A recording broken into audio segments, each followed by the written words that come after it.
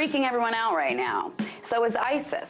No one seems to be able to process just how horrible they both are. So everyone is trying to link them together somehow. CNN keeps running these asinine headlines like, is Ebola the ISIS of viruses? Or is ISIS the Ebola of people? Totally stupid stuff.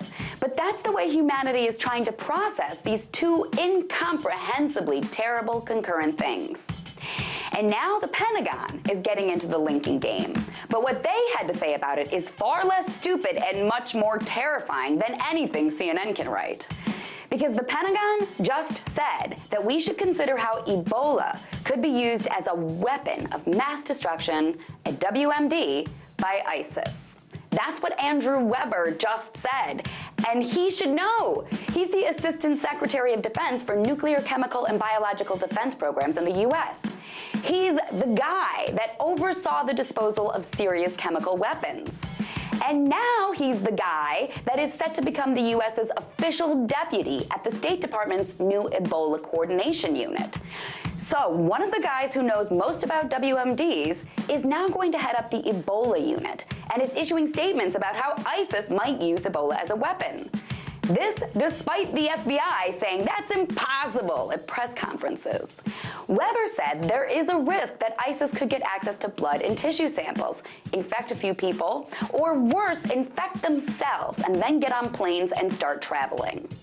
And there's evidence that ISIS is digging up Iraq's old chemical weapons and using them against people already. So things just got real. This is where laughing at CNN's headlines stops. Now, since Ebola isn't airborne, it's definitely harder to use as a weapon of mass destruction. But as more people continue to get diagnosed with Ebola here in the U.S., where we're supposed to have such great medicine and know-how, it's hard to keep buying into the line that there's nothing to worry about. I'm not saying we all need to panic, but we should all take a pause for a few seconds to realize that Ebola is a real threat. Especially because the thing that no one else is talking about is just how horrific it is to die from Ebola. It's just awful.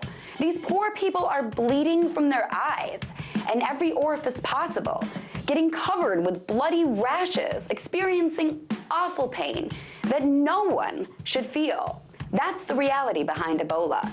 And the reality behind ISIS is just as awful. So while it's human and natural to giggle at things we can't comprehend, ISIS getting Ebola into their bloody hands is no laughing matter. Tonight, let's talk about that by following me on Twitter @TheResident.